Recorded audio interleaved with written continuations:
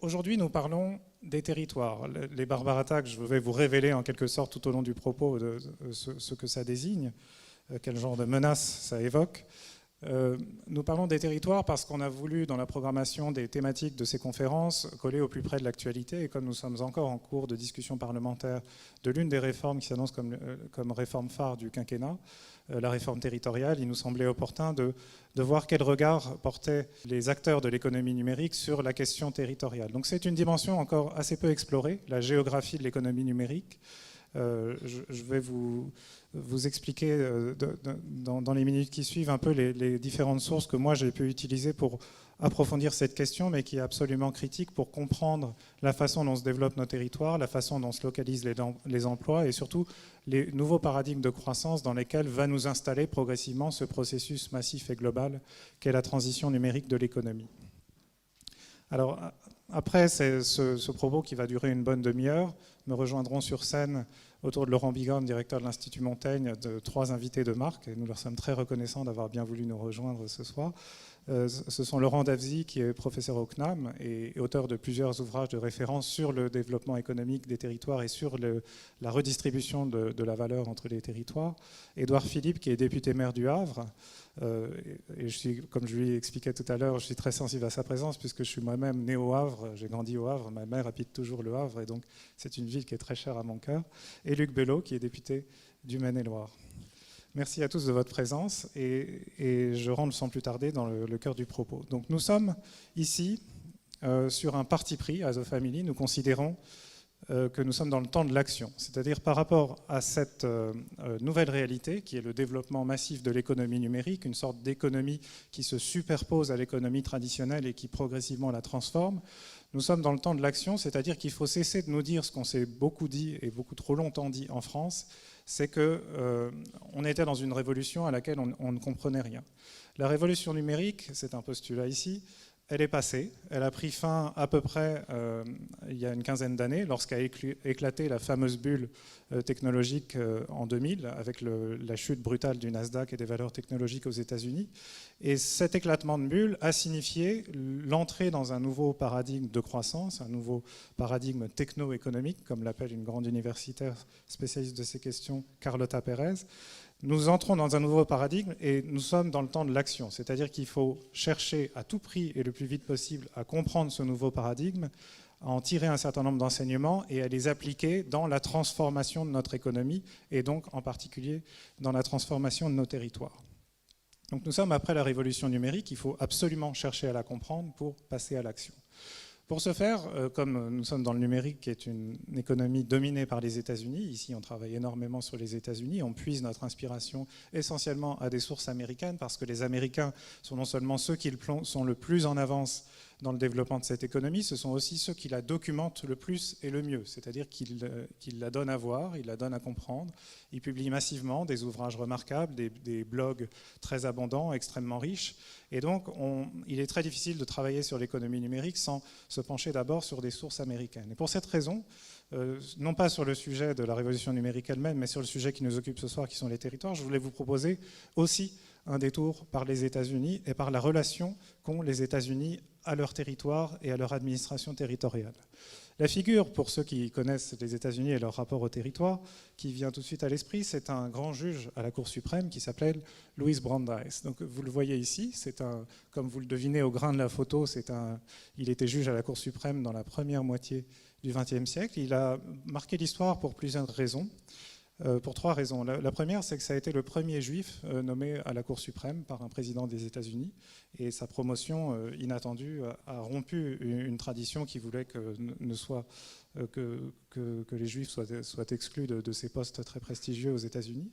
La deuxième raison qui est intéressante, c'est que Louis Brandeis était, avant d'être nommé à la Cour suprême, un avocat activiste qui était devenu un militant précoce de ce qui est devenu progressivement le droit de la concurrence. C'est-à-dire dans le contexte de la lutte contre les trusts aux États-Unis, il a beaucoup lutté au nom de clients qui étaient des petites entreprises contre la domination qu'imposaient les cartels et la capture de la valeur que ces cartels imposaient aux petites entreprises aux États-Unis. Et donc il est devenu une grande figure, avant Ralph Nader, de la lutte contre la concentration sur les marchés de biens et services. Et la troisième raison, c'est que ces thèses qui étaient nourries, inspirées par la grande tradition progressiste des États-Unis, se sont épanouies d'une façon spectaculaire parce que peu après qu'il ait été nommé à la Cour suprême, les États-Unis sont rentrés dans une grande période de transformation avec la mise en place du New Deal et de ses institutions qui ont ouvert une très longue période de prospérité. L'une des formules de Brandeis qui est passée à la postérité est cette formule que j'ai écrite là, qui est les laboratoires de la démocratie.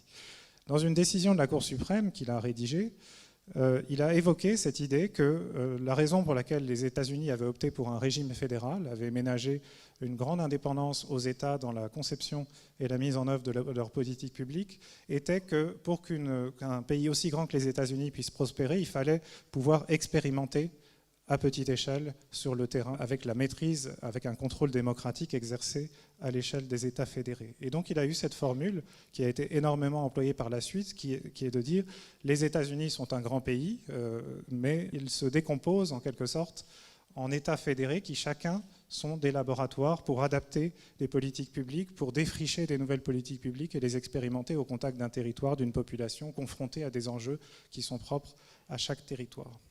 Alors personnellement, moi j'ai découvert cette formule, évidemment, bien plus tard, et pas directement par Brandeis, mais en lisant, quand j'étais étudiant à Sciences Po, c'était à la fin du siècle dernier, un ouvrage d'un consultant qui s'appelle David Osborne, et qui reprenait cette formule de Brandeis pour évoquer les laboratoires de la démocratie. Mais là, il ne s'interrogeait pas sur les questions de droit, sur les questions de jurisprudence, sur la conciliation dans la Constitution des États-Unis entre l'État fédéral et les compétences des États fédérés. Il s'interrogeait sur les nouvelles pratiques de gestion publique et sur les nouvelles politiques publiques qui étaient mises en œuvre dans les années 80 par des jeunes gouverneurs très prometteurs, pour la plupart démocrates. Et donc ce livre, Les laboratoires de la démocratie, qui date de 1988, est en fait une série de 6 monographies qui présentent l'innovation de politique publique de 6 jeunes gouverneurs démocrates dans 6 États différents des États-Unis.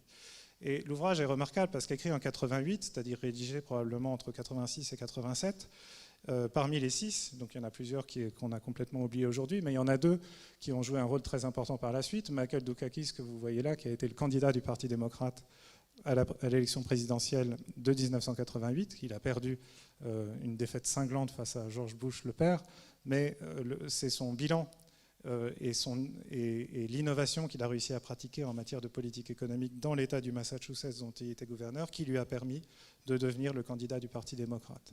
Et la fois suivante, donc en 92, 4 ans plus tard, le candidat, évidemment, celui-là on le connaît beaucoup mieux, c'était Bill Clinton, et Bill Clinton était mis à l'honneur aussi dans ce livre de David Osborne au titre de l'innovation qu'il avait pratiquée dans l'État de l'Arkansas sur les politiques éducatives. Donc Bill Clinton était un grand innovateur dans les politiques éducatives, Michael Dukakis plutôt dans les politiques de soutien aux entreprises. Et ces gouverneurs, leur histoire est particulièrement intéressante parce qu'ils ont pour point commun d'avoir tous commencé leur carrière politique en 1974. 1974, c'est une année charnière. Si vous vous souvenez, c'est l'année où Nixon démissionne. Donc les États-Unis sont victimes d'une énorme désillusion sur leur personnel politique en général, sur le Parti républicain en particulier. Et à ce moment-là, arrive à la Chambre des représentants, dans les États, à des postes un peu subalternes, des lieutenants-gouverneurs, etc., toute une jeune génération de dirigeants politiques qui ont une culture différente, qui sont beaucoup plus optimistes et qui sont prêts à se confronter à l'expérimentation locale en cherchant des nouveaux leviers pour mettre en œuvre et réussir les politiques publiques au service des Américains. Alors, ce que retrace le livre de David Osborne, c'est toute cette histoire, c'est-à-dire cette génération arrivée dans ses premières fonctions politiques en 1974, qui monte les échelons jusqu'à parvenir au poste de gouverneur de plus ou moins grands États et finalement devient un vivier pour les candidats à l'élection présidentielle, a réinventé les politiques publiques sur le terrain et l'a fait dans un contexte où les États aux États-Unis, et c'est assumé, c'est quasiment gravé dans le marbre par la jurisprudence de la Cour suprême, sont ces fameux laboratoires de la démocratie. Ils l'ont fait dans un contexte, et là il faut se rappeler, se pencher tout particulièrement sur l'histoire du Parti démocrate, dans un contexte de grande désillusion par rapport au pouvoir central.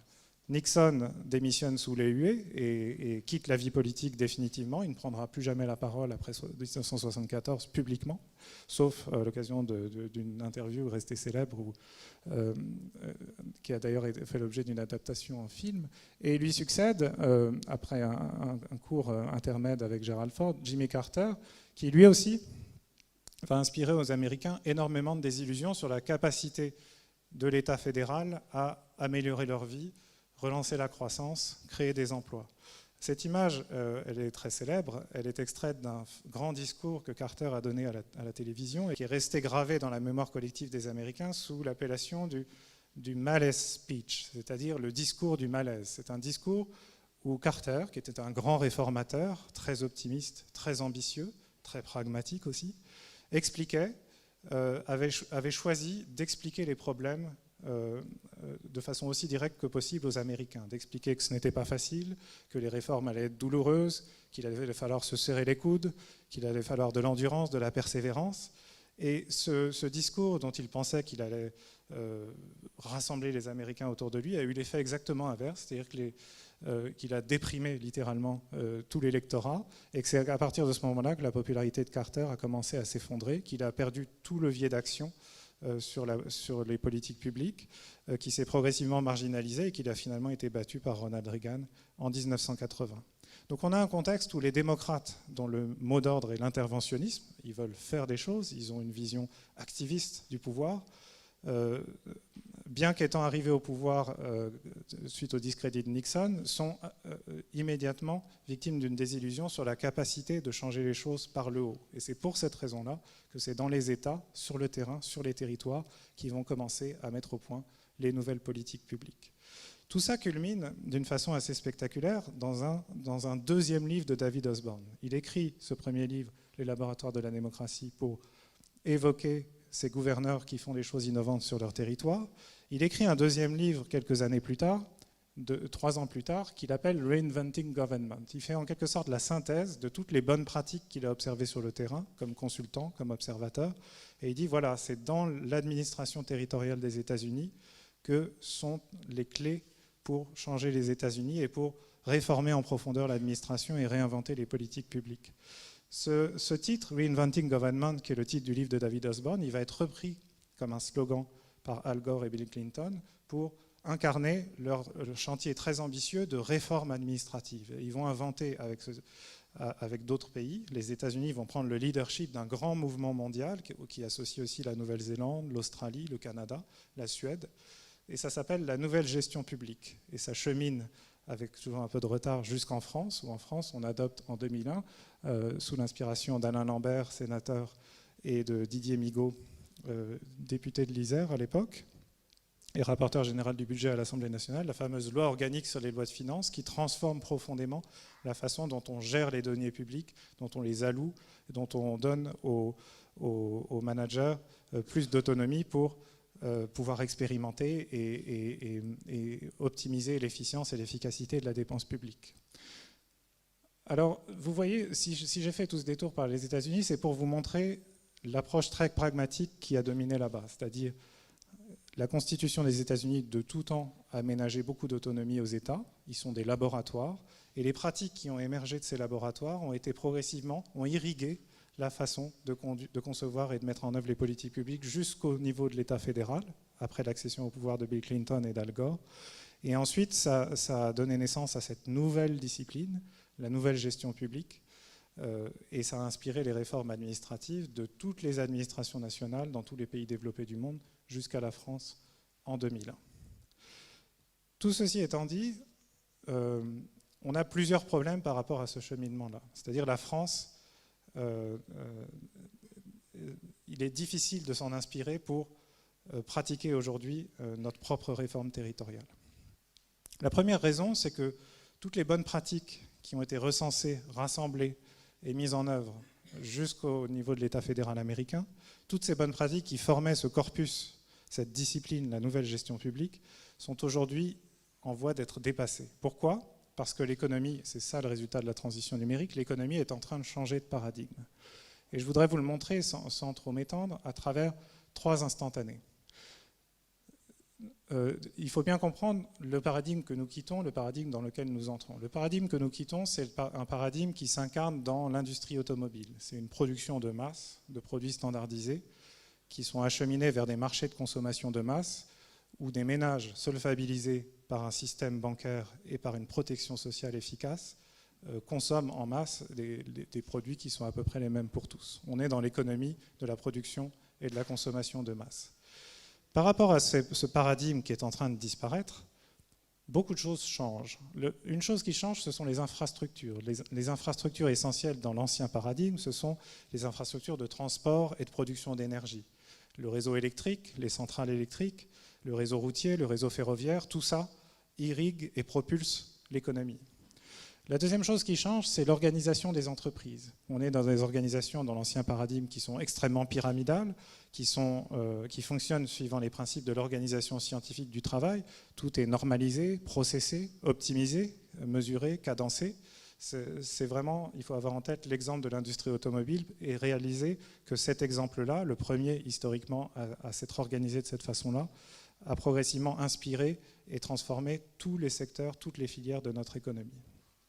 Et aujourd'hui, les entreprises ne sont plus du tout organisées comme ça. Dans l'économie numérique, elles sont organisées d'une façon beaucoup plus horizontale, elles sont organisées avec beaucoup plus de liberté ménagée aux équipes. Elles récompensent non pas l'optimisation, mais l'innovation, la créativité, la prise de risque. Bref, les infrastructures ont changé. Ce ne sont plus les infrastructures du monde d'hier, mais Internet, le cloud computing, les grandes plateformes, les réseaux que forment les objets connectés.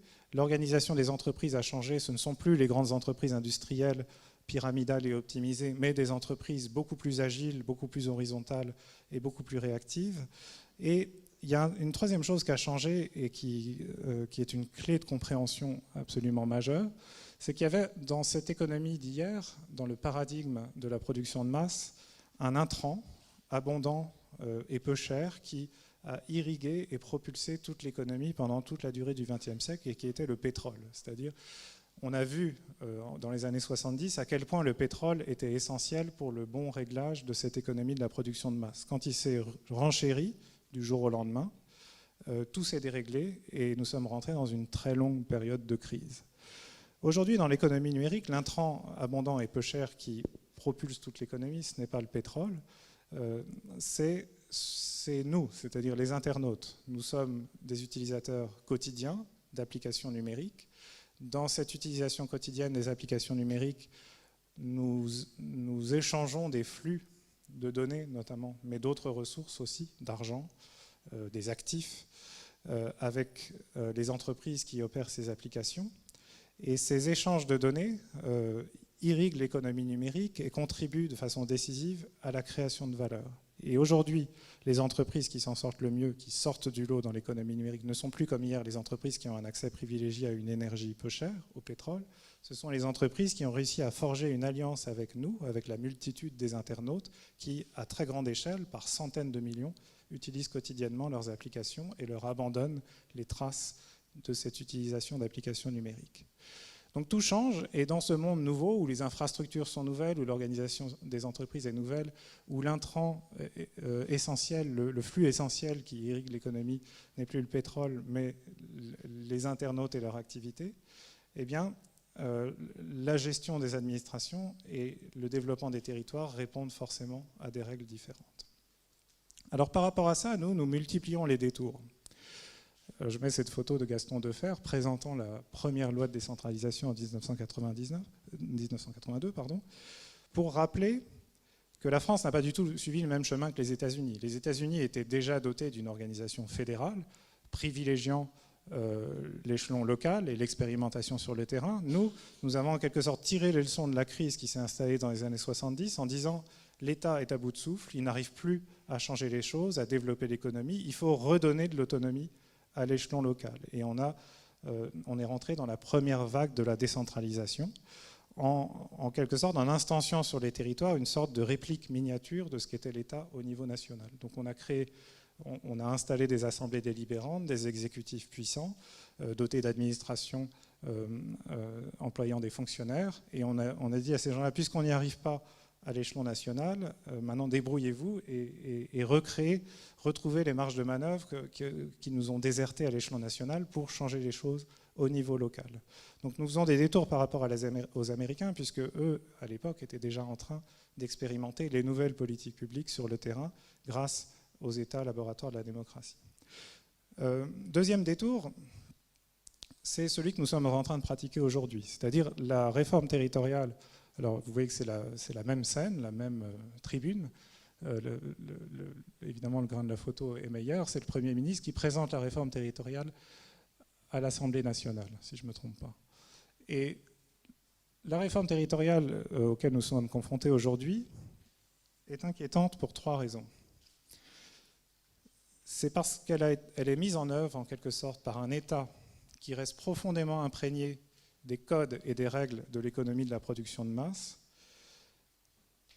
et qui, en quelque sorte, essaie d'étendre aux collectivités territoriales les efforts d'optimisation qu'il s'impose à lui-même. On est dans une démarche d'encadrement de collectivités territoriales parce que leurs dépenses publiques sont considérées comme hors de contrôle et contribuent à l'inflation des dépenses publiques et à l'augmentation de la dette publique. Donc on va encadrer ces collectivités. On est dans une démarche de consolidation parce que, de façon caractéristique de l'économie de la production de masse, on se dit qu'à plus grande échelle, en fusionnant les régions, on va pouvoir réaliser des économies d'échelle et atteindre les résultats qu'on n'arrive plus à atteindre à petite échelle. Et puis, on est dans une logique de spécialisation avec les discussions sur la remise en cause de la clause de compétence générale en disant qu'il faut que les tâches et les fonctions soient clairement réparties entre les uns et les autres.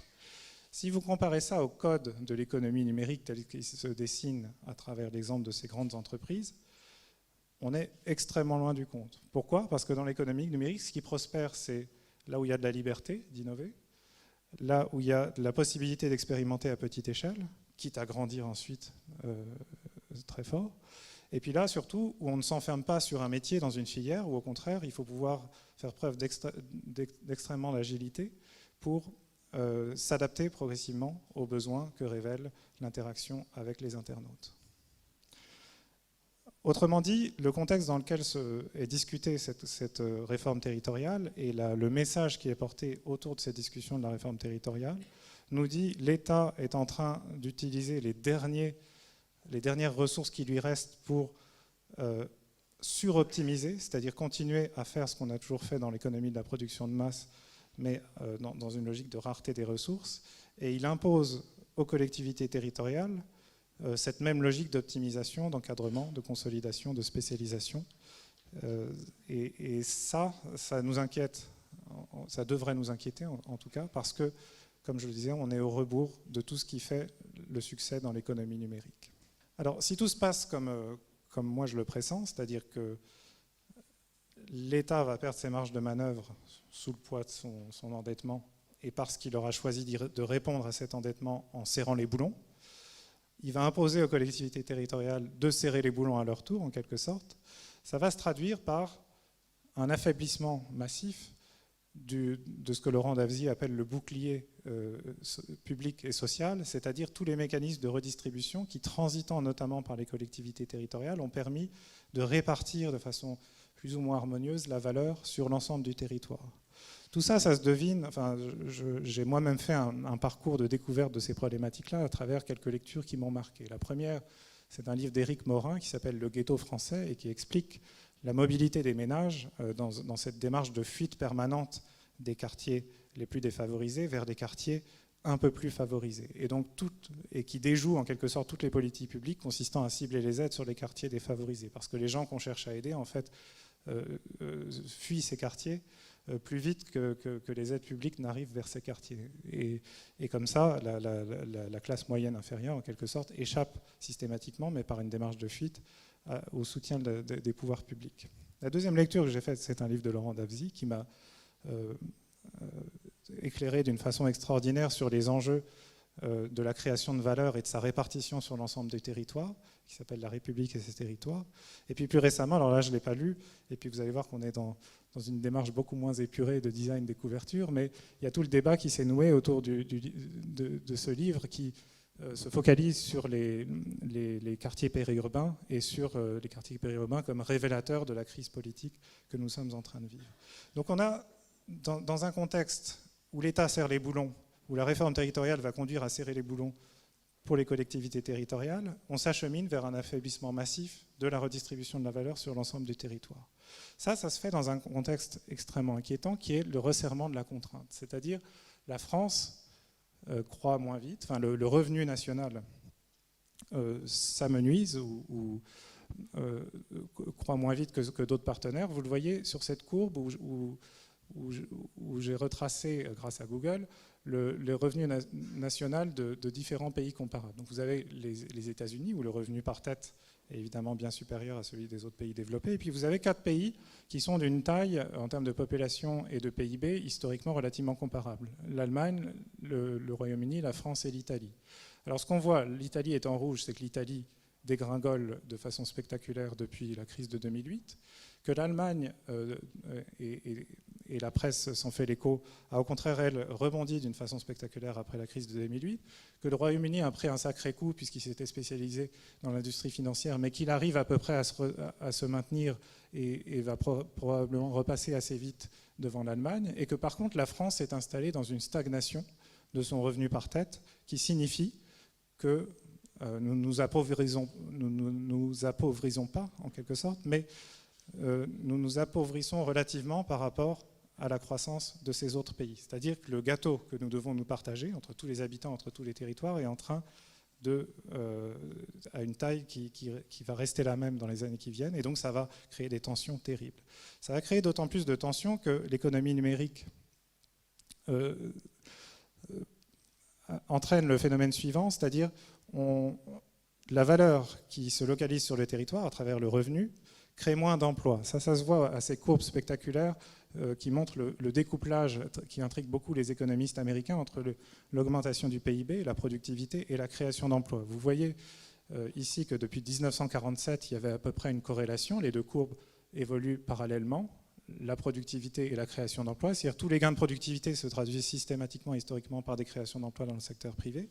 Et depuis 2000, c'est-à-dire depuis pas mal de choses, mais notamment depuis la fin de la révolution numérique, il y a ce découplage qui inquiète beaucoup et qui montre qu'on continue de faire des gains de productivité, mais ça ne se traduit plus par des créations d'emplois. Donc plus de valeur, plus de revenus et plus de valeur sur le territoire se traduit de moins en moins par de la création d'emplois.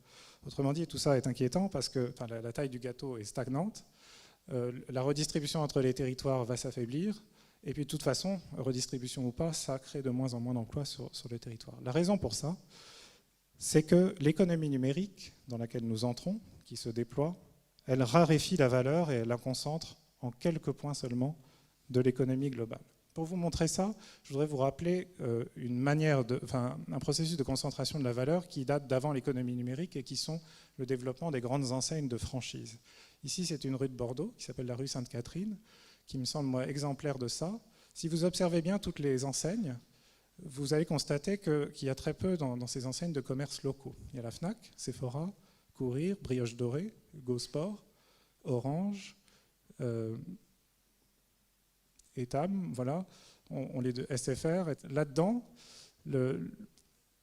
les choix qui sont faits dans l'implantation de ces commerces en termes de localisation de valeur sur le territoire signifie qu'en fait, on choisit de créer très peu de valeur et très peu de revenus sur le territoire. Pourquoi ? Parce que le modèle d'un franchisé, c'est qu'on garde localement ce qui permet de payer les salaires, en général pas mirobolant, et puis tout le reste remonte à la tête de franchise sous la forme notamment de rémunération de propriété intellectuelle.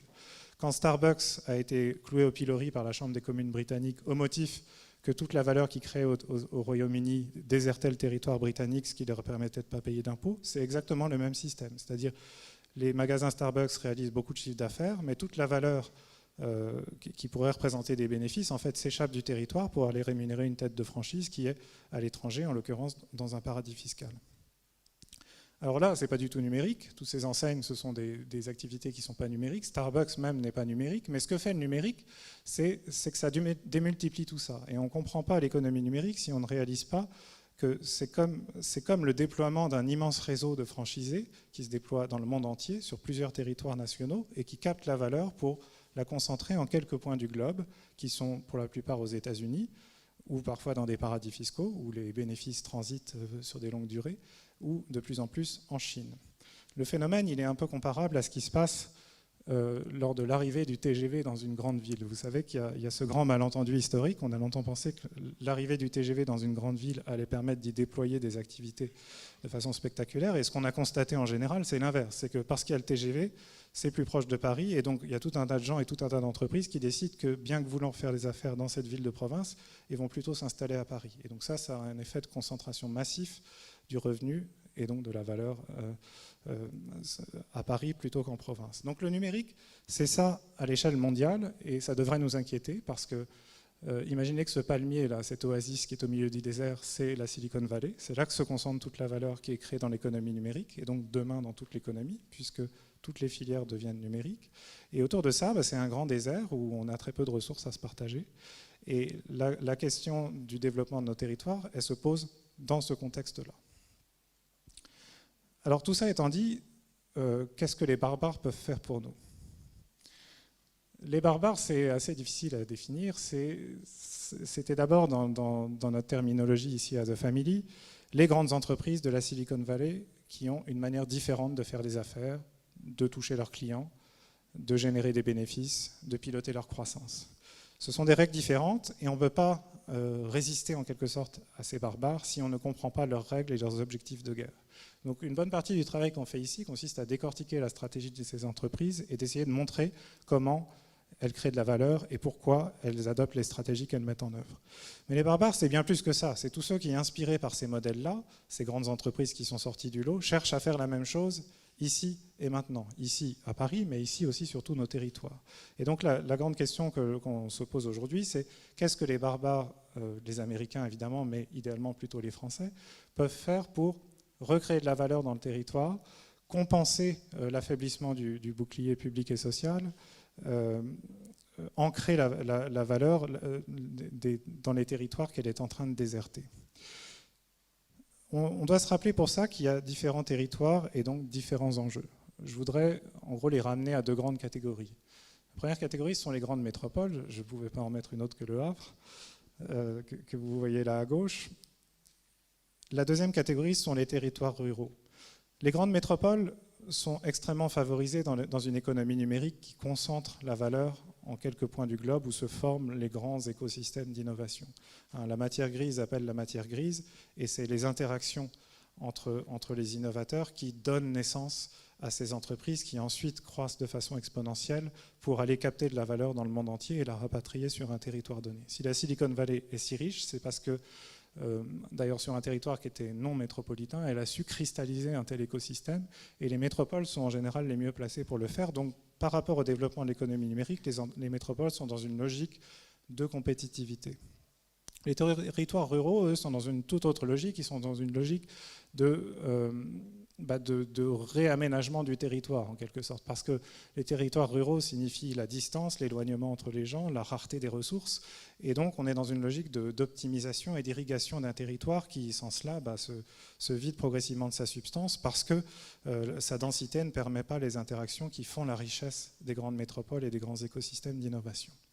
Alors si on se focalise un peu sur les métropoles, on est dans une logique de maîtrise ou de diminution de ce qu'on appelle les coûts d'agglomération. C'est-à-dire une grande métropole, la principale limite à sa croissance, au développement des emplois et à l'épanouissement des entreprises, ce sont tous les coûts que l'agglomération impose aux entreprises, à leurs collaborateurs, à toutes les parties prenantes d'un écosystème économique. Pour ça, je voudrais vous donner deux exemples, parce que le numérique a énormément à apporter sur ce volet-là. Le premier exemple, c'est l'exemple d'une compagnie ferroviaire américaine qui s'appelle Union Pacific, qui, face à l'état déplorable de son réseau et dans l'impossibilité d'investir massivement pour renouveler son réseau, a choisi de déployer sur son réseau une immense infrastructure de capteurs et de senseurs qui ont permis non seulement de collecter énormément de données sur tout ce qui se passe sur le réseau, mais aussi d'analyser ces données à des fins prédictives, notamment pour détecter les accidents à venir, optimiser la vitesse des trains dans les tournants pour leur éviter de dérailler. Et cet investissement a constitué un arbitrage extrêmement vertueux, parce qu'au lieu de remplacer tout le réseau et de le remettre à neuf, il a suffi de déposer des capteurs d'information d'apprendre à traiter cette information et ainsi d'optimiser la circulation des trains sur un réseau qui est resté dans son état antérieur, c'est-à-dire déplorable. L'autre exemple d'optimisation de ressources et des flux, c'est dans les agglomérations, et là on est vraiment au cœur des agglomérations, c'est la société Uber. Vous connaissez les conflits qui les opposent aux taxis dans toutes les villes du monde, d'ailleurs pas seulement à Paris, dans toutes les villes du monde. La grande force de la société Uber est d'avoir en quelque sorte déployé le même réseau de capteurs que Union Pacific sur ses rails. Mais sauf que Uber capte des données non pas sur des rails ou sur une infrastructure de transport, mais directement dans la poche de ses clients, de ses utilisateurs, qui en utilisant leur téléphone mobile, se géolocalisent, indiquent à Uber le trajet qu'ils veulent suivre, déposent des notes pour évaluer les chauffeurs, etc. Et tout ça permet à Uber, avec un traitement en temps réel et par itération, d'optimiser progressivement la localisation des voitures pour, avec autant de voitures, servir plus de clients. Donc on est dans cet effet de levier que permet le numérique, parce qu'on décentralise la collecte de données, parce qu'on sait traiter les données à grande échelle, on peut, avec le même nombre, avec la même quantité de ressources, optimiser considérablement, améliorer considérablement l'efficacité du service rendu. Et ça, c'est quelque chose qui prend sens dans le contexte de métropole où, avec des ressources qui sont par essence limitées, on cherche à atténuer les coûts d'agglomération. Et donc ça donne naissance à toute une discipline qui est aussi une sorte de gimmick commercial pour des grandes entreprises d'informatique, mais qui sont les smart cities ou villes intelligentes. Cette idée que dans les grandes villes, on va pouvoir déployer ces infrastructures numériques et grâce à ces infrastructures numériques, éviter de réinvestir dans des infrastructures physiques lourdes, mais au contraire optimiser, rapprocher, épargner un certain nombre de frictions et ainsi créer plus de valeur dans les métropoles. Mais alors si on quitte cette vision un peu très années 80-90 du numérique, c'est-à-dire la programmation de toute une ville par une espèce d'instance centrale qui collecte les données et optimise en temps réel, on est dans une sorte de version intermédiaire de l'économie numérique. Il faut s'interroger sur quelque chose de plus ambitieux qui est: est-ce que les territoires sont la réponse à ce ralentissement de la croissance et à cette stagnation de notre PIB? Comment ancre-t-on la valeur dans les territoires? Donc là aussi, il y a énormément de littérature. Ce sont des interrogations nouvelles, la géographie de l'économie numérique. L'une des lectures que j'ai faites pour préparer cette conférence, c'est un rapport de McKinsey qui est absolument remarquable et qui nous explique où la valeur va se localiser demain. Aujourd'hui, et surtout comment et pourquoi la valeur se cristallise autour des sièges des grandes entreprises. Le message qu'il faut retenir, c'est qu'avoir le siège d'une entreprise sur son territoire, c'est plus de valeur que les salaires de tous les gens qui travaillent dans le siège. C'est aussi des effets d'externalité absolument massifs qui génèrent tous ces écosystèmes extrêmement puissants et qui entraînent ce cercle vertueux de création de valeur et de développement spectaculaire de tout un territoire. Ça s'est fait historiquement dans les pays occidentaux, ça se fera demain dans les pays émergents. On a un centre de gravité de la création de valeur dans l'économie mondiale qui est en train de se déplacer des pays occidentaux vers les pays émergents et qui se cristallise et se concentre là où sont les grandes villes et dans ces grandes villes où sont les sièges des grandes entreprises. Le deuxième ouvrage qui est absolument passionnant, c'est un ouvrage d'un économiste américain qui s'appelle Moretti et qui explique la nouvelle géographie des emplois aux États-Unis avec des exemples spectaculaires, comme celui de Seattle, qui était une ville déshéritée s'enfonçant dans la crise à la fin des années 70 et qui a fait l'objet d'une renaissance inédite qui trouve son origine dans un seul événement, c'est l'installation du siège de Microsoft à Seattle. Pourquoi? Parce que Bill Gates et Paul Allen, tous les deux originaires de Seattle, ont décidé de quitter le Nouveau-Mexique où ils avaient créé Microsoft au début pour se réinstaller dans leur ville d'enfance. Et la seule installation de Microsoft et la valeur qu'a créée Microsoft a fait de Seattle l'une des villes aujourd'hui leaders dans le développement de l'économie numérique mondiale et a permis de développer cet écosystème dans lequel a pu prendre pied une autre grande entreprise de l'économie numérique qui est Amazon. Et donc tout l'enjeu et toute la discussion est sur ce point-là, c'est où sont les emplois Qu'est-ce qui fait que des emplois se créent massivement à un endroit et que les salaires augmentent parce que la valeur se concentre sur un territoire? Ce qui fait ça, encore une fois, c'est la localisation des sièges des entreprises. Et donc la question est, si les grandes entreprises d'aujourd'hui, évidemment en France, on voit bien qu'elles se concentrent à Paris, comment faire pour répartir demain de façon plus harmonieuse sur le territoire les sièges des entreprises, y compris de certaines entreprises parties de l'état start-up, mais qui peuvent devenir très grandes jusqu'à dominer toute leur filière à l'échelle globale. On le fait en leur donnant des ressources, en les nourrissant sur place, si vous voulez, en leur permettant de croître sur place jusqu'au point de non-retour où il leur devient impossible de partir. Quand on s'est profondément ancré, incrusté dans un territoire, jusqu'au-delà d'un certain seuil de développement, de présence sur un territoire, il n'est plus possible à une entreprise de se délocaliser aussi facilement. Donc tout l'enjeu, c'est, pour faire grandir nos entreprises sur des territoires, c'est comment les retenir suffisamment longtemps, comment leur donner les ressources dont elles ont besoin pour se développer, jusqu'au moment où elles ne peuvent plus déserter le territoire. Donc ça signifie pour les collectivités territoriales un impératif de développement d'un système de financement des entreprises. Parce que la principale ressource dont une entreprise a besoin pour financer sa croissance, c'est de financement. Aujourd'hui, le financement des entreprises de l'économie numérique, ça prend une seule forme, c'est le capital risque. C'est un segment extrêmement marginal du financement de notre économie et qui, à quelques exceptions près, notamment issu du chantier de BPI France, enfin du développement de BPI France, se concentre exclusivement à Paris. Donc ça nous dit une chose, c'est que dans l'état actuel de la répartition du capital risque en France, les startups, si elles se développent à Paris, là où sont leurs investisseurs en capital risque. Et si un jour elles dominent l'économie mondiale, comme Google, comme Amazon, c'est à Paris que la valeur qu'elles captent dans le monde entier grâce à cette domination viendra se concentrer et pas sur les autres territoires. Mais la richesse, les ressources d'un territoire, qu'un territoire peut apporter aux entreprises pour les retenir et leur permettre de croître, ce n'est pas seulement du capital, c'est beaucoup d'autres choses. Ce sont des sites extraordinaires qui peuvent devenir le support de nouvelles infrastructures numériques pour développer une filière qui aujourd'hui n'existe pas, qui est la filière du tourisme numérique. Ce sont des moyens de transport qu'on peut rendre observables et programmables à travers des politiques d'open data. Ce sont des modes de vie qui nous sont propres et qui n'existent pas aux États-Unis et qui nous permettent donc de faire grandir des leaders là où les États-Unis sont dans l'impossibilité de découvrir des usages.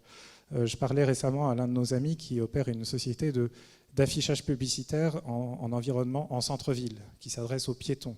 Et il disait, je n'ai pas de concurrents ou d'homologues aux États-Unis. Pourquoi? Parce que les Américains, à part dans quelques villes, dans quelques cas particuliers, ne marchent pas en centre-ville. Et donc un affichage dont la cible est les piétons, n'a aucun sens aux États-Unis. Donc aucune entreprise n'a pris en main ce créneau et ne pratique d'innovation radicale aux États-Unis sur ce créneau. Donc il le fait en France, parce qu'en France, on a un mode de vie qui nous est propre et qui est une ressource pour les innovateurs, qui est notre culture de la déambulation en centre-ville, qui nous rend sensibles à de l'affichage publicitaire de centre-ville. Et puis finalement, ici, je mettais quelques habitants de territoire pour rappeler que, parce que dans l'économie numérique, la clé de la réussite pour une entreprise est de nouer un lien privilégié avec les premiers utilisateurs de ces applications. La principale richesse d'un territoire qui permet d'y amorcer des entreprises et de les retenir sur place, ce sont avant tout ses habitants. C'est-à-dire, les habitants, ce sont des problèmes aujourd'hui insatisfaits à la fois par les pouvoirs publics et par les entreprises privées. Chaque fois qu'il y a un problème qui compte, qui génère beaucoup de souffrance, il y a un créneau à prendre pour un entrepreneur qui, dans une alliance précoce avec ceux qui éprouvent ce problème d'une façon insupportable, va pouvoir créer un nouveau service, développer une activité et grandir dans ce lien privilégié avec ses premiers utilisateurs. Si le numérique permet, dit-on, d'abolir les distances, mais l'amorçage d'une entreprise numérique se fait toujours dans une grande proximité entre l'entrepreneur et ses premiers clients. Si l'entrepreneur se localise là où sont ses premiers clients, les habitants du territoire dont il va chercher à satisfaire les besoins, il va pouvoir grandir depuis ce territoire et y rester pour y cristalliser de la valeur.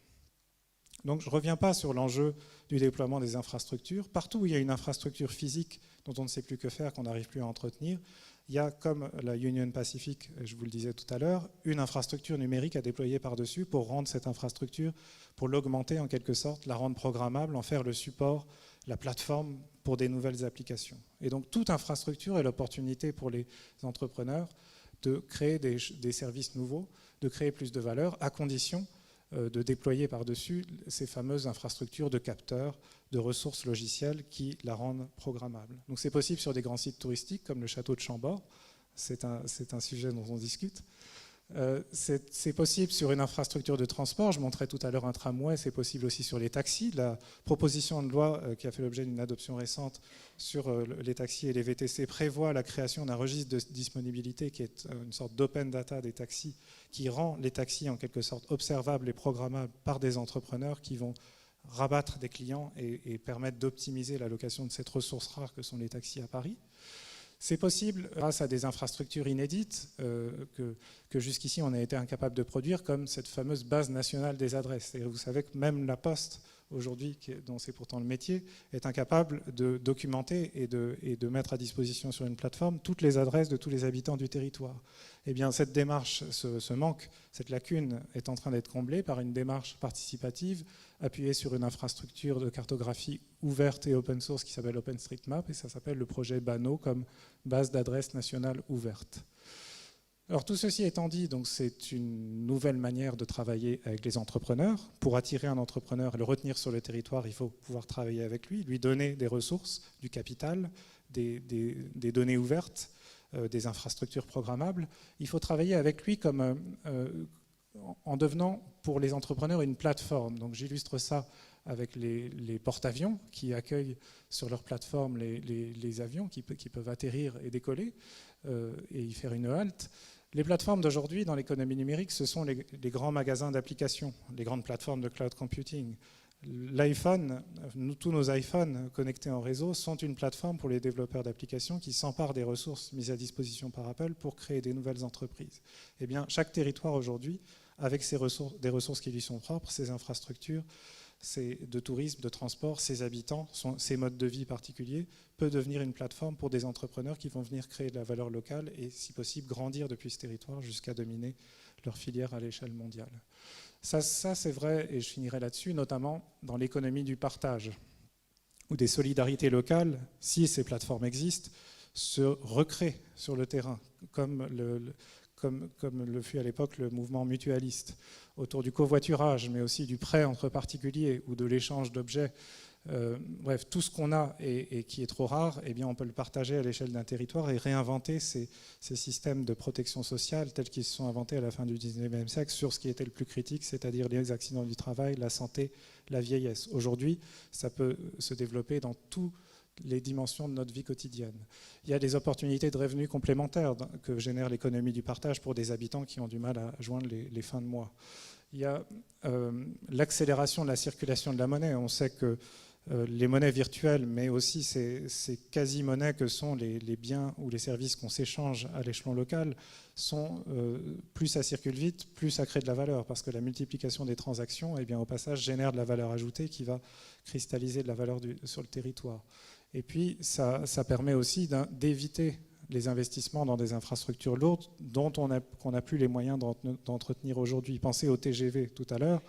Aujourd'hui, le principal concurrent du TGV, c'est Blablacar, c'est-à-dire du covoiturage, des particuliers qui mettent en commun des ressources rares que sont des voitures et la capacité de les conduire sur des longues distances. Et bien, de s'appuyer sur une infrastructure comme celle-là, beaucoup plus agile, beaucoup plus optimisée, ça évite d'avoir à investir dans une infrastructure aussi lourde qu'une ligne de TGV.